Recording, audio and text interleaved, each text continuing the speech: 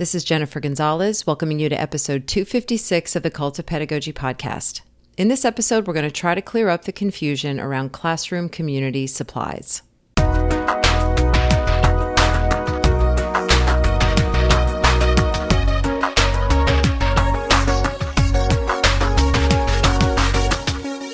At the start of every school year all over the U.S., schools publish lists of supplies that they ask every family to purchase before the first day of school. I remember these lists well from my own kids' elementary years. 2 packs of pencils, 6 glue sticks, a box of crayons, a pack of loose leaf paper, and so on. We'd make the trip to Staples or Walmart or whatever, go through the list, pick up the stuff, then bring it in on back to school night. A few items stayed with my kids, but most of it went into a bigger stash of supplies for the whole class to use. What I don't remember is having any big feelings around that process. I don't remember being mad that the supplies I bought were going to be used by other kids. I also don't remember any incidents that caused disappointment for my kids related to this issue. But apparently, my experience wasn't universal. I'm going to read you a small sampling from hundreds of comments from parents in online conversations about community school supplies. Some parents can barely afford to buy stuff for their own kids, and y'all want to make them provide for other kids? Adults don't share their personal belongings. Why should our kids? The school can handle their supplies how they'd like. My kids' supplies, however, will be handled how I say because I bought them. If the poor kids are getting free supplies, why would I send supplies for my kid? Clearly, there is a problem somewhere, and in today's episode, we're going to try to clear it up. My guest is Julie Lause. I found Julie on TikTok, where she has a platform called the Bossy House. Last year, I noticed a lot of her videos seem to be focused on educating her audience about why schools manage supplies in this way. She seemed to be answering the same questions and concerns over and over again from parents who had a lot of frustrations and were operating from the same set of misunderstandings. She was really good at articulating why schools use shared supplies and where the confusion comes from. So I asked her to write a guest post on Cult of Pedagogy, breaking it all down. In this episode, we're going to talk about it. My hope is that this can serve as a tool teachers can use to help parents understand the systems schools use to make sure time in class is used effectively and every student gets the best education they can. Before we get started, I'd like to thank Alpaca for sponsoring this episode. I've been a big fan of Alpaca for a while now, not just because of what they're building, but because of how they're helping schools build stronger culture one small step at a time. You know those long, clunky staff surveys that are kind of a pain to fill out? Yeah, this isn't that. Alpaca is doing something different. Their semantic pulse surveys are quick 2-minute check-ins where teachers tap words that describe how they're feeling, like joyful, exhausted, valued, or stretched thin. No numbers, no sliding scales, just real, honest teacher voice coming through on a regular basis. It's designed for teachers, but school leaders get clear, actionable insights they can actually use to figure out where support is needed and where their team is thriving. And once you're listening, Alpaca makes it easy to take action. Their entire resource library, with hundreds of ready-to-use tools for recognition, celebration, and connection, is completely free and designed to help you turn insight into impact right away. It's one simple school culture tool, delightful, insightful, supportive, and built to make a real difference. Go to getalpaca.com/pedagogy and get 15% off just for Cult of Pedagogy listeners. Support also comes from Everfi. Back to school season is here, and there's no better time to set your students up for real-world success. As you build your lesson plans, consider this. Do your students know how to budget, file taxes, understand credit and debt? Financial literacy is more essential than ever, and with Everfi's free digital financial education courses, you can equip your students with the skills and knowledge they need to manage their finances with ease. Everfi's lessons cover financial basics like budgeting, banking, taxes, credit, and investing, plus hands-on simulations like filing a 1099 or opening a savings account. Lessons are standards aligned, include built-in grading, and the easy-to-use teacher dashboard has tons of time-saving features that will make lesson planning a breeze. The best part? All of EverFi's resources are always free, with unlimited student and teacher access. Make a powerful start this school year. Visit cultofpedagogy.com/EverFi to bring EverFi's digital financial lessons to your classroom. That's cultofpedagogy.com/EverFi. Now here's my conversation with Julie Lause about community supplies in the classroom. Hey, Julie. Hey, how are you? Thank you so much for coming on. Thank you. Thank you for having me. This is like a real treat. This is cool. I think you are now the second person that I have pulled in here from TikTok. Oh my gosh, how embarrassing. You were, no, I'm fine. I mean, people that don't know about TikTok at this point, I'm just like, you're just missing out on such incredible stuff.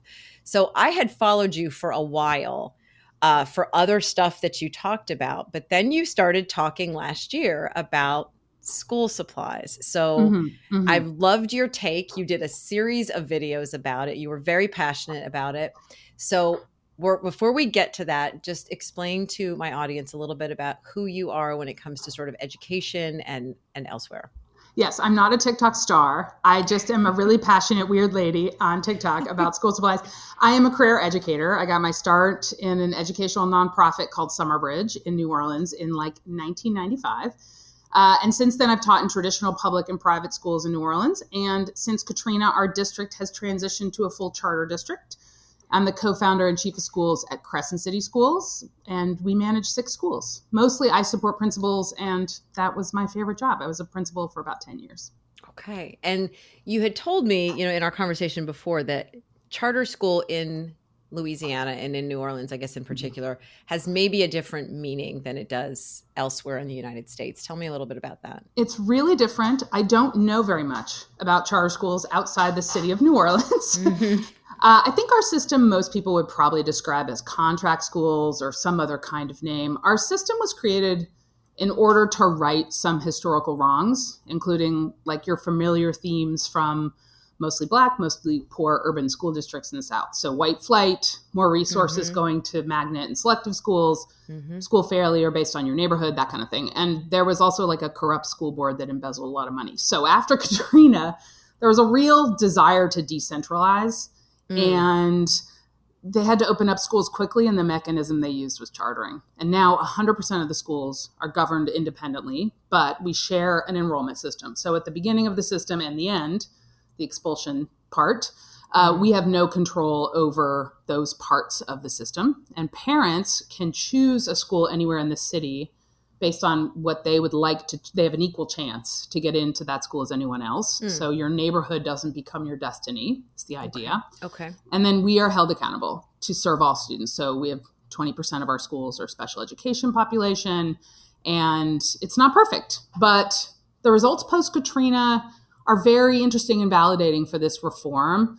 We are first time in history, our mostly Black city is outperforming our mostly white state in college enrollment, which is incredible. It's like 65% of our seniors go to college compared to 35% before Katrina. So, we're not perfect. We're always working every day to raise student achievement. So we're not done. But that's the kind of school district I work in. Our organization runs about 5% of the district. Okay. Well, and the reason, and I've always wanted to do an episode about charter schools. So if I do that, I'm definitely going to pull you back in for that, because you sound like you've got a lot to say. And we wanted to address this because the issue that we're going to be talking about today is one that seems to impact mostly families that go to K through 12 public schools, sort of the regular kind of public schools. But I think it probably shows up in a lot of other spaces also. So what we are going to be talking about today, and this is the thing you were talking about over and over again, was this issue of families being asked to send in school supplies at the beginning of the school year. So a lot of these lists are getting made right now and getting sent out.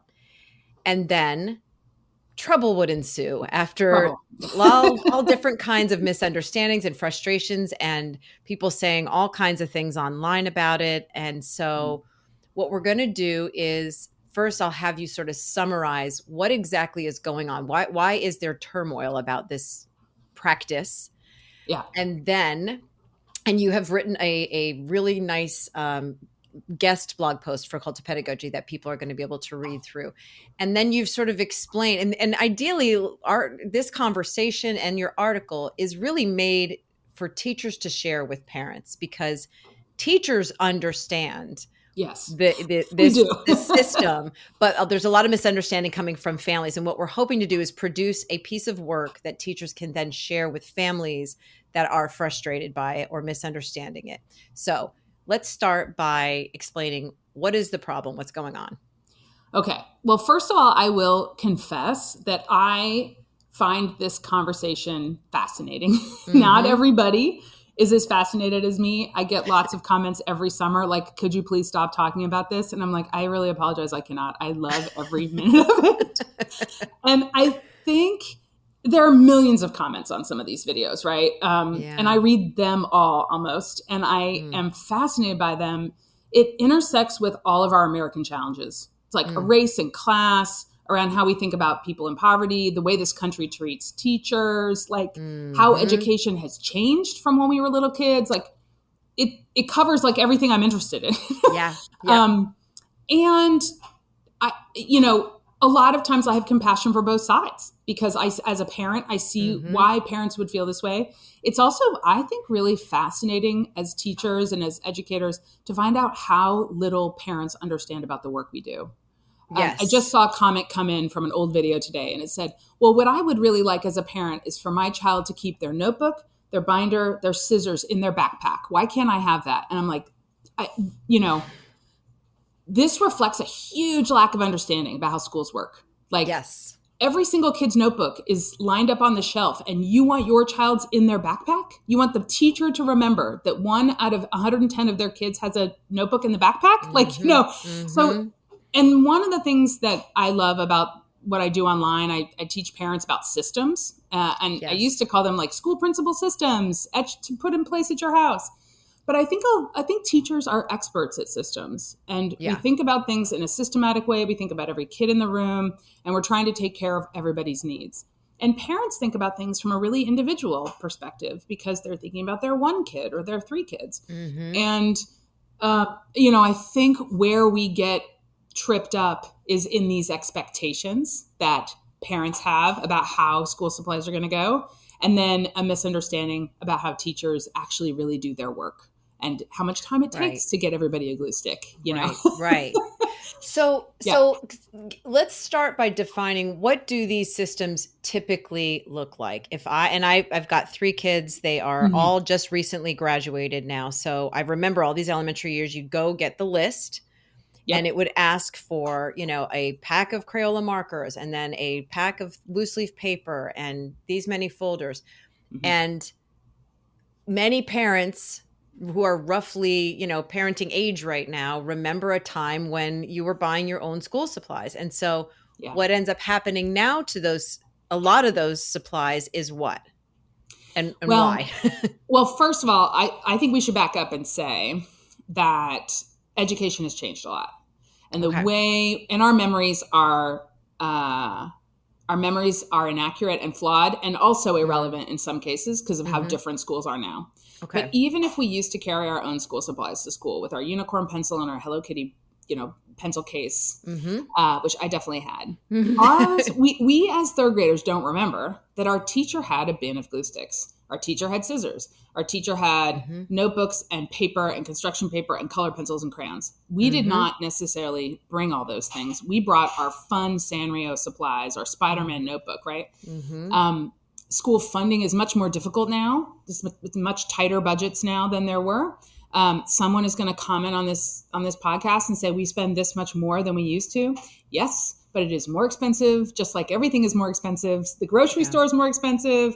Healthcare is more expensive. School rent for these buildings and energy costs, everything is more expensive now. And the margins are tighter. And so what schools, if they're asking you to contribute to school supplies, what they're trying to do is have parents who are used to buying school supplies culturally, because it's that time of year, actually buy the supplies that teachers need in the room.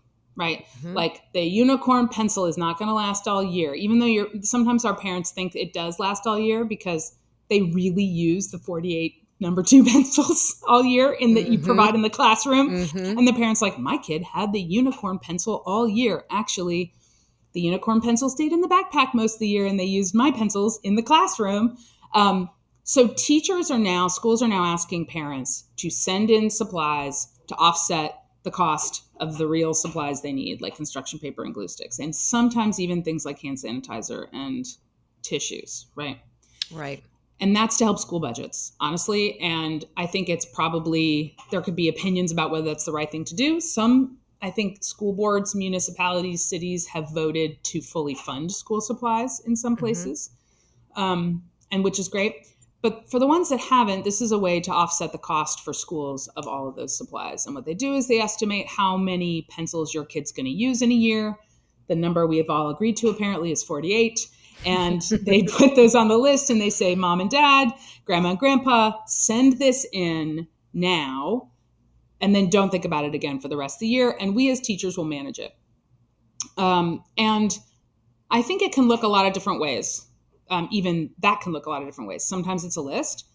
Sometimes at one of my daughter's schools, it was just send us this much money and we will buy the list for you and it'll show up in the room and you'll never see it, which I think is actually probably a smart way to do it, because then the parent doesn't think they own those supplies. They know they're for the room. Sometimes there's like a parent night before school and everybody drops off the supplies in the classroom. I've been to schools where that's happened. Sometimes they're collected the first week. And then the idea is those should last the rest of the year, and parents shouldn't have to manage the backpack and look inside to make sure the scissors are still there.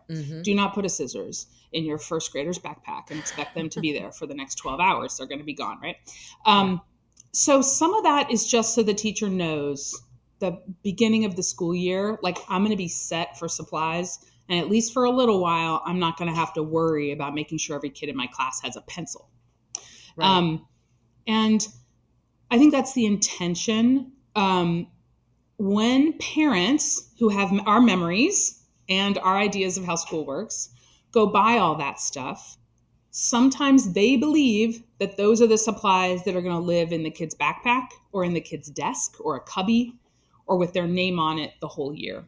And for the most part, that's not how we do it inside of our schools. For the most part, we don't want parents, unless the school tells you, and look, anything we are talking about that is different from what your school told you, do what your school tells you to do. Because that's that's the number one thing.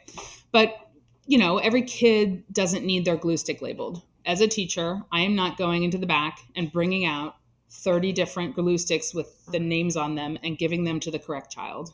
Right. That would be a colossal waste of time. Yes. Right. Yes. I also don't want to say get out your glue sticks to a group of fifth graders. I mean, kids eat those. We know that, right? Kids eat the glue sticks. So I, as the teacher, want the glue sticks in a bin in my cabinet. I want to manage the glue sticks. I want to say, okay, when I count to 3, everybody put the top on. I'm coming around. We're putting it in the bin. I can make them last much longer. I can make sure they don't get thrown on the ground and wasted and put on the bus or whatever, lost on the bus. So I think that's the general gist. When a parent sees their pencil or their glue stick that they wrote their child's name on go home with another child, right? They're mad because my glue stick is now in somebody else's possession. The teacher thought of those glue sticks as now part of classroom supplies. The parent's expectation are that those belong to their individual child. And I think that's where a lot of the mismatch happens. Yes. And I've seen that. And I've seen, parents get upset. Well, you've definitely seen that. Just a misunderstanding. So what we could do, because you created a pretty nice list of almost like FAQs, sort of frequently asked questions and concerns. We could just start going through some of those because these are the things you hear a lot. Yeah. And then, respond to those. Does that sound like a good plan? That sounds great. Yeah. All right. So here's the first one. Okay. I'm trying to find the article here. Okay. Yeah. I'll read them to you. Keep us going here. Teachers are so controlling. Letting kids get up to sharpen their pencil or rifle through their backpack is no big deal. So this is one, I love this one. This is one of my favorite ones because people have memories and a lot of their memories are that teachers were mean and controlling and terrible.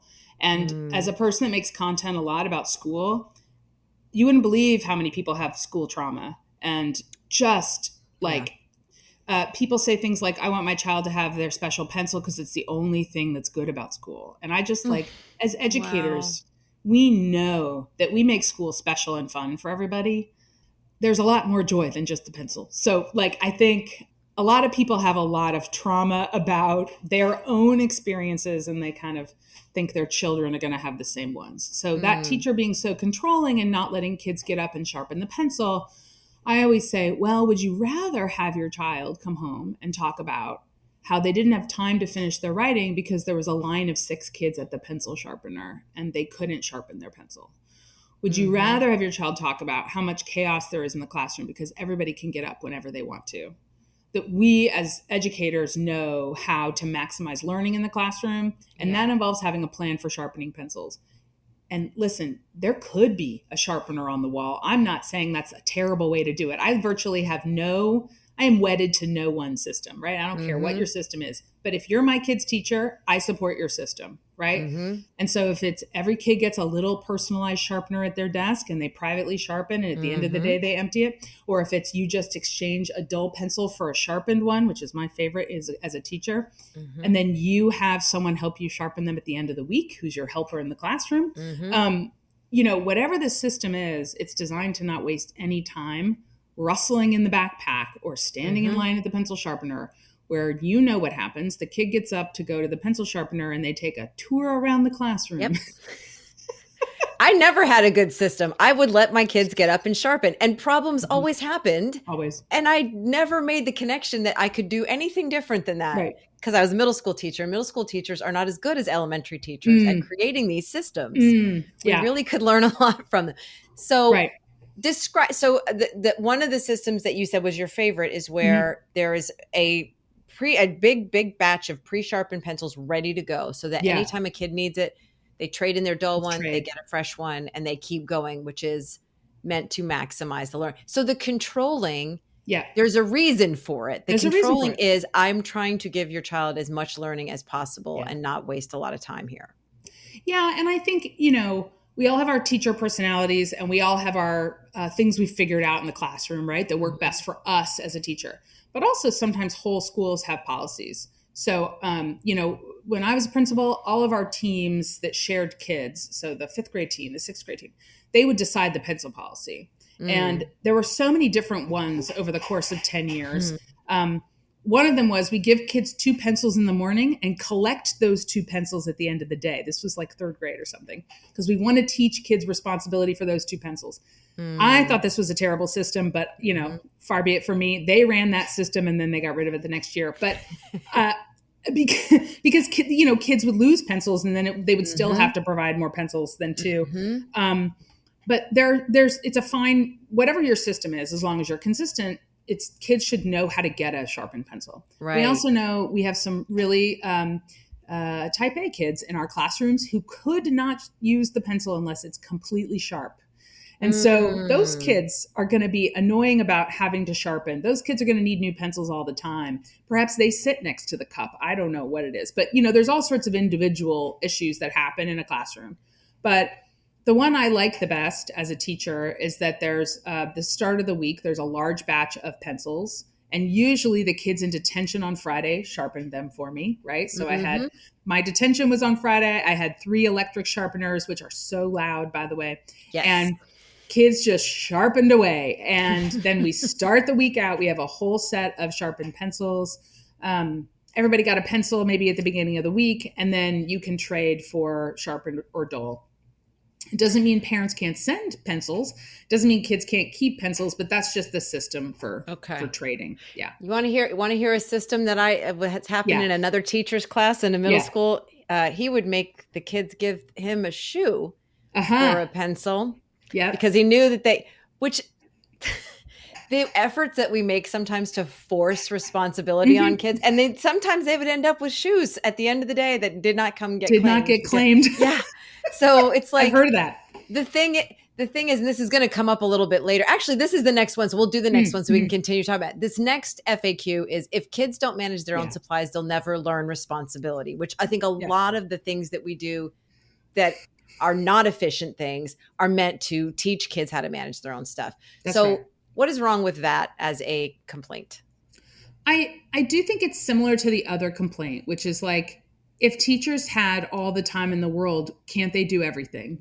And why can't teachers teach my kids responsibility and let them do this and let them do that? And um, I think if you've got 2 kids in your homeschool, you could spend a lot of time thinking about how to teach responsibility. At my house, we have a little homework set up. We don't go through 48 pencils a year in my house. The pencils stay on the kitchen table. Mm-hmm. And if she loses one in her bedroom, it's just like, 5 feet away. But the reality is kids lose a lot more pencils and use their writing way more during the school day. Mm-hmm. And, developmentally, there's all sorts of different ways this gets expressed. Most high schools, kids carry their own supplies and ask a neighbor for a pen or pencil if they need one. That's probably more developmentally, the right approach at that age. Mm-hmm. But for the pre-K through 8 world, there's a variety of different things that can be done to teach responsibility. But I would venture to guess most teachers want to prioritize reading and writing and math. And so, I've seen all sorts of different things. Like the shoe example is a good intervention around responsibility. I've seen punch cards for pencils too, or using incentives if you still have the same pencil. There's all sorts of fun things that our elementary school teachers get up to kind of encourage. But they can also be a huge waste of time. That's right. If you're trying to manage all these kids, it's just like, it's so much faster to just be like, here's a pencil. Let's get going on the math. And the thing is, if I'm a parent who has what I think is a very responsible kid, that's right. Yeah. Do I really want them sitting and waiting for the other kids who don't necessarily have their act together, Right. And it's just like, because that teacher is for everybody. They're not just there for your kids. So do what's going to be efficient. Yes. And for everybody that thinks teachers are mean and controlling, it's like, you're so lucky that we're controlling, because all the unseen labor that teachers are doing to make sure that the classroom runs well. Yes. Anytime your kids are sitting and waiting without something to do is a time when distractions can happen. Things can happen that you're not supervising because you're paying attention to something else. Like when kids are in our care, we want to make sure we have a plan for every minute so that they are cared for well, supervised, and always really busy and learning. And that's what our parents want. And it's pretty miserable to be sitting in a room that is, I feel for teachers that don't have great systems. And I was kind of middling, in terms of like, I could have been a lot more effective. And I do remember seeing some of those kids sitting and waiting for the chaos to calm down so we could get on with it. And we're not serving them well when we do that. No, we hate that as adults, right? Yes, when we go somewhere and we have to wait for 20 minutes for them to do the logistics on the thing at the wherever, like it's annoying to us. We don't want to have kids sitting all day. So the next one is, why can't they keep their supplies in their desk like we did? Oh my gosh. Did you go to a school where you kept your supplies in your desk? Maybe. I mean, we're talking 1976, there may have been a year when I had a desk with a lid that lifted off. Yeah. I mean, I remember certain years where you kept your supplies in your desk. Yeah. But to me, education has changed. This is why. Yes. If you went to a school where you sat in the same room all day, you were not in the modern era, because for the most part, our kids go to a different English teacher, a different math teacher, at the very least. Even in our kindergartens, they do. And that's because we've gotten much more sophisticated about the level of rigor and standards that teachers have to teach, and that we're doing in each classroom. The curriculum we use is much more complex and specific. And so we tend to have departmentalized classrooms. There may be some rare classrooms out there where the teacher teaches all the subjects, but that is a huge lift for one individual to plan for 4 different subjects. And so most schools have a teacher, and this is part of why we wanted to write this blog post, which is that I don't think parents understand until they maybe come on parent night a couple months into school and realize, like, my kid has 4 teachers. The math teacher teaches all 4 third grade sections of math. right? There are 100 third graders. They all get math from the same teacher, which means when she's grading all 100 of those tests, it's more efficient than 4 teachers grading 25 math tests and planning a lesson for those 25 kids. Right. So that's how school kind of works now, which means kids might rotate classrooms. And so, what are they going to take the supplies with them? And sometimes inside the room, learning happens on the carpet, or it happens in desks, right? It could happen outside. There's all kinds of places that learning happens that aren't just kids sitting in rows in desks. Right. And their backpacks may very well be on a hook outside. So there's so many different ways school works now. So they can't keep their supplies in their desk. I feel like we didn't mention this in the post, but I think this is also really a relevant thing, is that more and more schools are not allowing kids to even carry backpacks around in the building because of all the violence that we've had in schools now. It's a safety issue. That's right. So again, this is where we are in America now, that kids can't carry backpacks around with supplies anymore. Yeah. And I think any kindergarten through 4th grade teacher would tell you, please don't make me teach with kids that have possession of their backpacks during the class. Right. Like there's nothing as interesting as your backpack when the teacher is trying to teach you something. We really want kids to have only the supplies they need, so it's not distracting. Yeah. And we want kids to be able, no matter whether their parent checked their backpack this morning, to have exactly what they need. Right. Hey, this is Jen. I am going to interrupt this episode for just a minute to tell you about something I think will be a big help to you as an educator, whether you're a teacher, a school leader, an instructional coach, or even someone studying to become a teacher.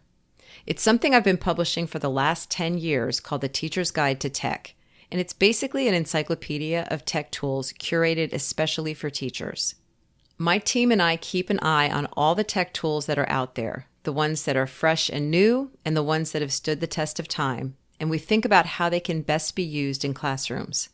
Then we sort them into categories, give you a really simple description of what each one does, provide a link to the tool's website so you can check it out, and we also pick out a video that shows the tool in action so you can understand quickly how it works and if it will work for you. And because tech changes all the time, we have to maintain these listings to make sure they stay fresh and accurate. On top of that, we have a really nice collection of articles we've written that will help you explore more ways to use tech and fine-tune and troubleshoot things as you go along. Plus, there's a huge glossary of tech terms to help you stay current with the language. In the past, this guide was published as a PDF that we updated once a year. Although this worked fine, that PDF would stay the same all year until the new edition came out. In January of 2025, we moved the entire guide to a fully online subscription-based model. This allows us to update it all year round, keeping it fresh and new all the time. A year's subscription costs exactly the same as the PDF used to cost, so we haven't raised the price one bit, and it's even more affordable if you get it as a group. To learn more about how this guide can help you become the most tech-savvy teacher in your school, visit teachersguidetotech.com. Next one, teachers are just keeping these supplies for themselves. This one is so cute because it's like all of a sudden glue sticks have been elevated to like gold level. There's the value. Right. So there is no black market for these things. They can't sell them on eBay. Every year there are 2 or 3 people that are like, I saw a post where a teacher was selling it on Facebook Marketplace. And I just want to say, show me the post. I don't believe it for one second. None of us care about this, except for we do not want kids to sit there with nothing to do and with no pencil. We do have an unhealthy passion for this, because if we don't keep the supplies stocked and kept in a closet and the cap on the glue, whose paycheck is it going to be? For many teachers in America, it's coming out of our paycheck if we don't make sure that the supplies are lasting all year. And in my opinion and my perspective for families is that should never happen. A teacher should never have to pay for supplies out of their own pocket. Right. I think it also shows a fundamental misunderstanding of how much time teachers have. Even if you tried to do the math of how much money could a person even feasibly make from selling, still we don't have time. It takes a little time and organization to sell things on Facebook Marketplace. Yeah. There's no way any teacher is going to use their precious spare time to do that. I also think like when you send in all those pencils in the beginning of the year, there's so many misunderstandings. You don't know your kid will use 48 in a year. There's 108 days of school. They're using 48 pencils for sure, right? And then, they misunderstand when they open a closet and see it fully stocked with supplies that somehow that's being hoarded. No, that's just saving for the rest of the year. We're going to make everything you just gave us last the whole year. And we have to kind of lock it up, or else somebody will come in here and take it because some other teacher doesn't have enough. Well, that's what I was thinking. Terrible, even if in your class, if all 48 per student don't get used, I guarantee somebody next door needs them, and teachers share stuff with each other all the time. So they're going to get used for appropriate reasons. And if they won't get used this year, they're going to get used next year. We are always down supplies in the schools that I work in, and every school I've ever worked in, public, private, and charter. Like, we always have to use our school budgets to pay for supplies. And I do think having to pay for something and thinking other people are not is a big part of the resentment that we can talk about. Is that one of our, I think it is. And actually we can scroll to that right now. It was the second run after this next one. I'm not sending supplies for other people's children. Yeah. Let's get into that one. Yeah. Isn't it funny, right? Don't we live in a funny country? I think, what triggers this response a lot is I say, the post where I say, if you can, just double the school supply list this year, right? If you can afford it, instead of spending $50, spend $100, right? And send another set in, and just send it and don't say anything and don't expect a thank you note, but that like teachers will use those supplies and there'll be a kid who could really use those. And from day one, teachers are going to make sure every kid has a pencil. But that if we're in a school that not everybody is sending supplies in, they're going to run out. And parents are very triggered by those posts around generosity. And I think it's this very interesting, feeling of being manipulated. So that my plea for generosity is felt as is interpreted as manipulative. And that people are being manipulated into providing things for poor kids or for kids who need it.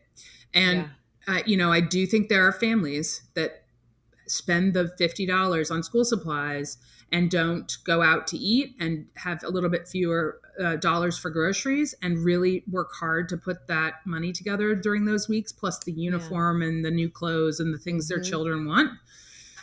And they feel manipulated when they feel like other people are just opting out because they don't have the money. Yeah. And I think that, yes, that's where it comes from. It's not like I don't want to help anybody else, but they're not doing anything. And why is it fair that I do that? So what do you say to that? Well, I mean, I think my response is always, okay, you have a couple of choices. Like you could pay for, some of those parents are like, I'm not sending anything in because I don't want it to go to other kids. And my response is, you now are those other kids. Your kid is that kid who doesn't have supplies. Yeah. So you are creating the problem. And the answer to the problem is the teacher spends the money. And we never want the teacher to have to spend their money because, their paycheck is for performance of their job, not to supply families with school supplies. Now, some of us work in schools where we've never had to purchase and the school will purchase, but it is, I think in this situation, the conflict between parents and teachers is like, who should pay? And in my mind, it's always the parent should pay for supplies, not the teacher. And maybe it should be the school. And I agree with those parents who are like, the school should pay for all these supplies. I actually agree with that in the schools that we operate. And in most schools in our city, the school pays for school supplies. We ask parents to contribute, but it's lagniappe. It's extra. But in a lot of schools in this country, that is not the case. If the parent doesn't send it, it's on the teacher. Or on their Amazon wish list, which is and really... even in this conversation about the school should pay, that's a conversation about raising taxes. That's right. I mean, right? That's right. We're paying for the school. So if the school's going to pay, then okay, let's hike up our taxes and raise the budget of the schools, because that's Yeah, still going to come out of our pockets anyway. That's public school. that's right. Yeah. And I think, I think $50 is a small price to pay for your children to have a free public education, right? And I know schools maybe charge more than that during the year, but I think this conversation, depending on the year, has gotten into property taxes and like the city you live in, and whether it's fair that you're assessed property taxes if you don't send kids to school and all this kind of stuff. And I just think, like, you live in a community, your child is taking advantage of a free resource in that community paid for by community taxes.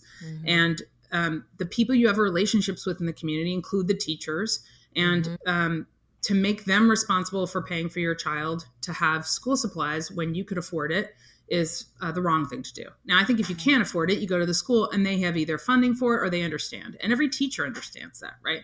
And there are a lot of families who really can't afford it.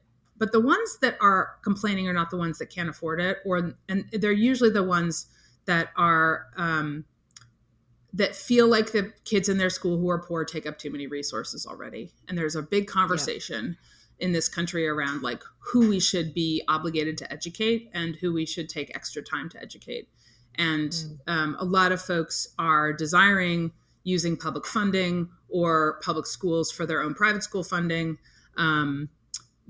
Wanting to go to private school, but have public schools give them, this whole movement around vouchers and around tax credits for paying for private school.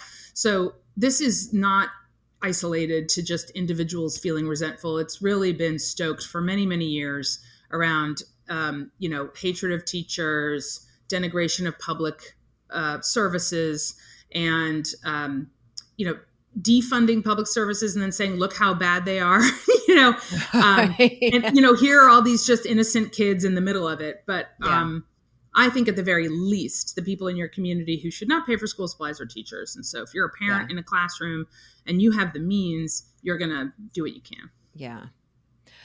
Okay. So this next one, this kind of gets a little bit more into the finer details of this, because I think even parents listening would be like, yeah, I get it. But can I not just send in like a character folder for my child, or like she got these pencils that she really likes using? Like, why can't they just have their own like special supplies in addition to the communal supplies? Yes. And I think you can. But I think a prerequisite for the answer of being yes is that schools run on systems. And so the really common question is, why can't I just send a Spider-Man folder? Why does it have to be yellow? Yes. Right? And the answer to that is, my guess is that the third grade all has yellow folders, right?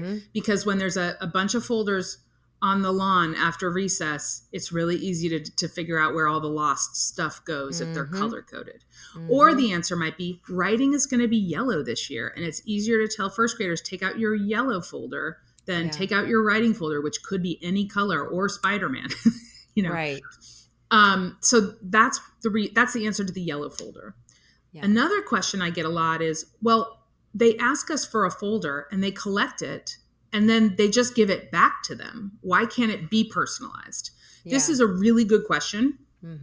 The answer is usually time.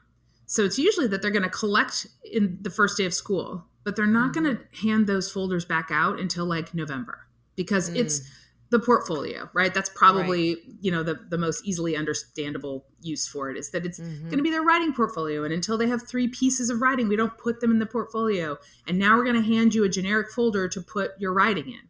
It's harder to ask parents in November, please send a folder, because they were thinking about school supplies in August, not November.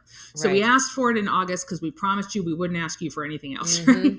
Well, and as a parent, it's nice to not have to know, okay, we're good now. It's not every week this thing and go shopping for that. And yes, we're not trying to bug you in November, but we're not handing this back out until November, because that's when we do the big portfolio project. Yeah. And as a teacher, when I'm handing 110 kids their portfolios, I do not want to have to reunite them with the correct folder. Yes. Because 4 people brought Spider-Man, 2 people brought Care Bears, and who knows which one it was. And teachers hate to have to break up arguments about stuff like that. And Yes. it heartbreak either way, right? So please just send in a generic folder. I Yes. do think the answer is always going to be systems. It's not just controlling for controlling's sake. It's usually systems like that. I think explaining those systems to parents is very difficult because it just sounds ticky-tacky, right? So we ask for what we want.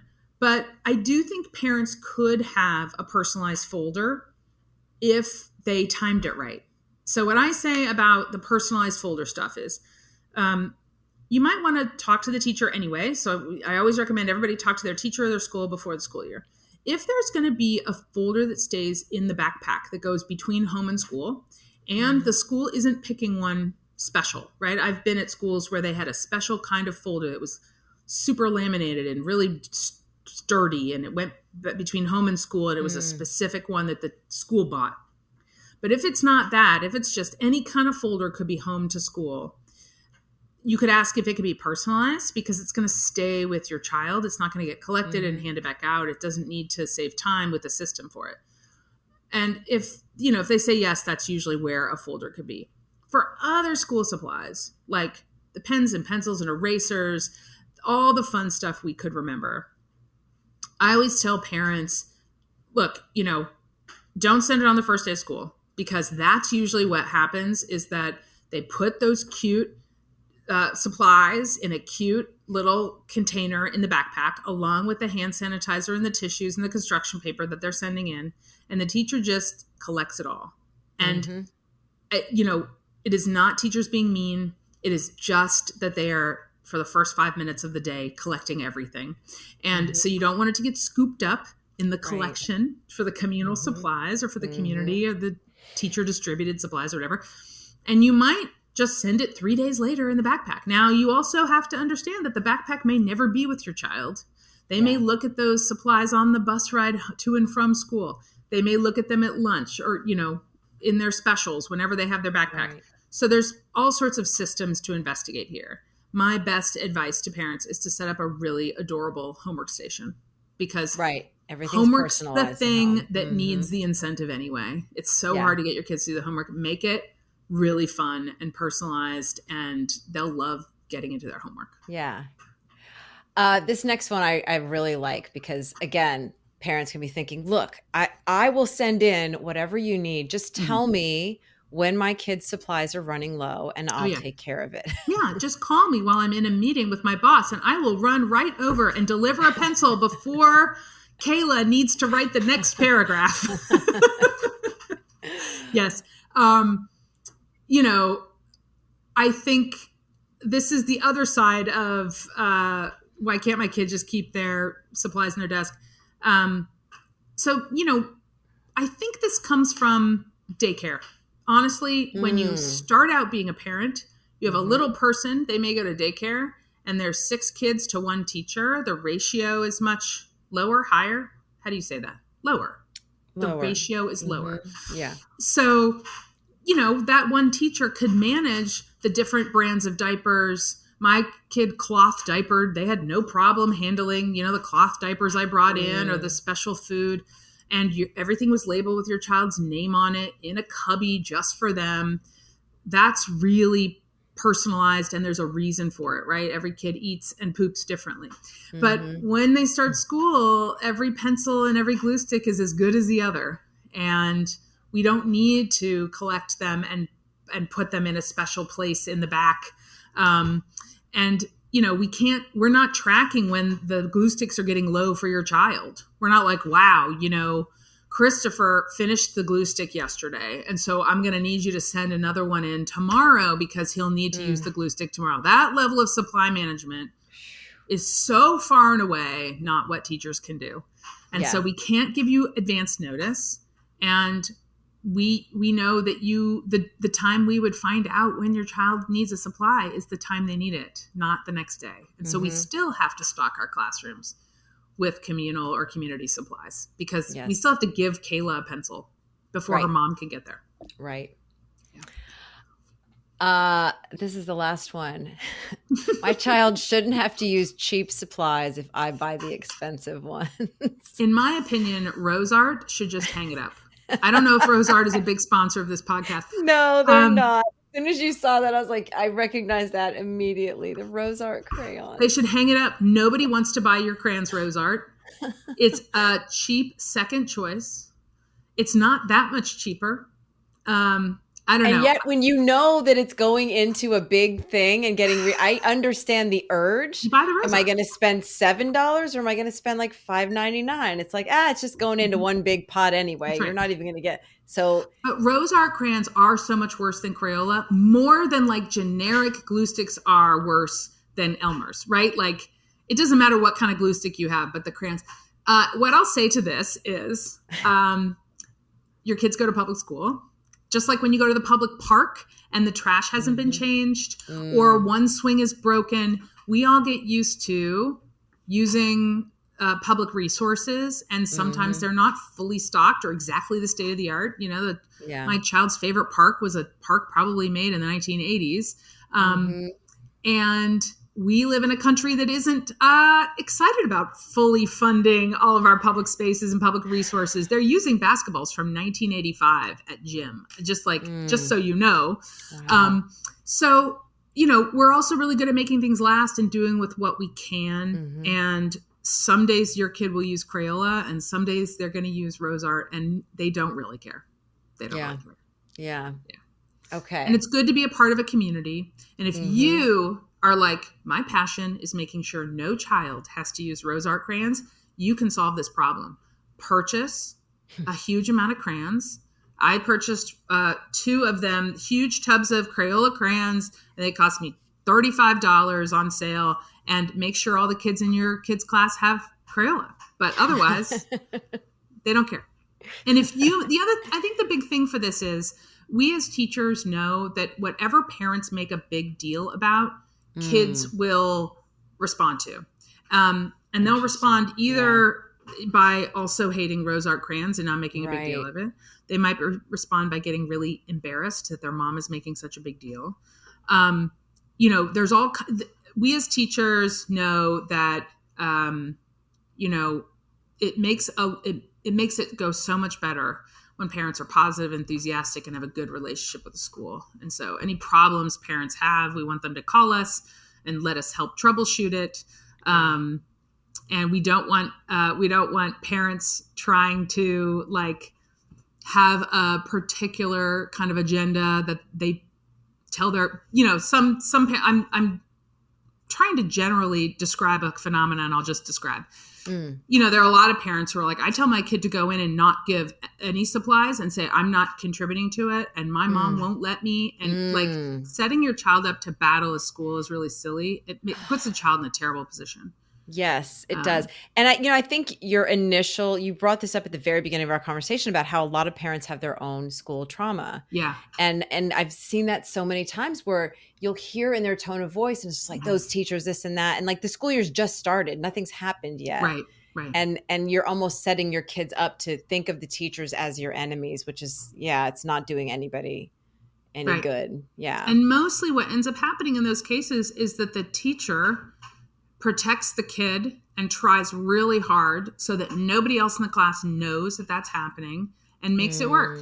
And if I had a kid once come to my class and say, my mom says I can't contribute to the community supplies. I'm supposed to keep my pencil in my backpack or whatever it was. Or I'm supposed to keep it with me. And I said, it's okay. It's fine. And then he used 48 number 2 pencils all year. Yeah. And that Spider-Man stuff stayed in his backpack so his mom could check that it was there. Yeah. And she never knew that he used community supplies all year long. Because, it's not worth fighting. It's not worth it. And teachers aren't fighting with parents. They want it to go well for kids. We all want it to go well for kids. So we all have our trauma. Again, it was an obstacle course to get to be an adult. But now it's our kids' turn, and trying to match the expectations of the family to the school's way of doing supplies is the right thing to do. So if you're a parent and you're trying to figure out what to do about supplies, call the school, find out how they handle it. Some schools are better than others about communicating, like we have started in some of our schools writing, these will be individual supplies your child will keep. These will be community supplies for the classroom. So the family knows the difference. I think that can be really helpful. Yes. But the other thing for parents is that most teachers don't set the policies, don't have a choice. They are at the mercy of school and district policies. So it's not their fault. They are making the best of the situation too. And we should be working together, families and schools. Yeah. I would like to give you a couple of minutes to just talk about what you do besides being a principal. You have a website called the Bossy House, or a platform. Yeah, a little bit. House. Yeah. What else do you offer for people? Because your platform says that you help women create systems. And so I got a lot of women in my audience. Yes. So they might also be interested in what other stuff you do. Well, I've done a couple of different kinds of things. I'm a systems person, a school principal for 10 years. We do things in schools that it's impossible to do in families. It feels impossible to do in families, right? But we do them in schools with systems. And so I do a lot of helping families set up systems at home to manage family life. I also work with executive level women on leadership skills around systems.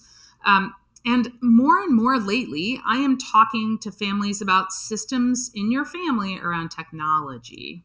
Because I have an 11-year-old, and I have found that my perspective on tech and kids and social media and screens is very fully formed, right? As a teacher, I really know the impact of social media and having an online life and what impact that has on kids.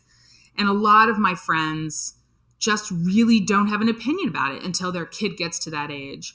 And those of us in schools know a lot about this. I made a toolkit for families around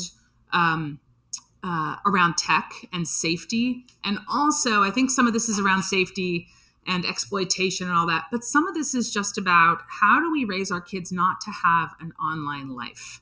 How do we raise our kids to have an actual rich, independent life full of engagement in the real world? And then the online stuff, whatever you choose as a family, whether it's to let your kids have social media or not, to let them have a watch or a phone or not, that can be an additional part of their life. But how can we raise kids that get to the end of high school and move out of our homes having had rich in-person lives? And this is becoming more and more of a challenge for families. So I have a toolkit. We can link it, and it's on all my social media. It's on all the links you can find. And it's how to help kids be independent in the real world and also have safe and manageable online experiences. So that's the latest thing I'm talking about. Yes, that sounds super needed. And now I've got other ideas I might want to have you come back and talk to me about. You're interested in a bunch of stuff that I like to talk about on this podcast. Yes. Where would they go to find this? Should they you can, the Bossy House is my handle on TikTok and on Instagram. Okay. I think it's on other stuff too, but those are the real places I'm at. And then thebossyhouse.com, you can find all of those offerings too. I make a lot of content. I pretty much live on TikTok. So if you're on TikTok, I'm on TikTok, and then it just kind of posts over to Instagram. So if you're a person who wants to send me a message, TikTok's probably the best. Awesome. Thank you so much, Julie. Yeah, it was great to get to chat with you. You too. To read Julie's guest post, visit cultofpedagogy.com, click podcast, and choose episode 256. To get a regular email from me about my newest blog posts, podcast episodes, courses and products, and speaking services, sign up for my mailing list at cultofpedagogy.com/subscribe. Thanks so much for listening, and have a great day.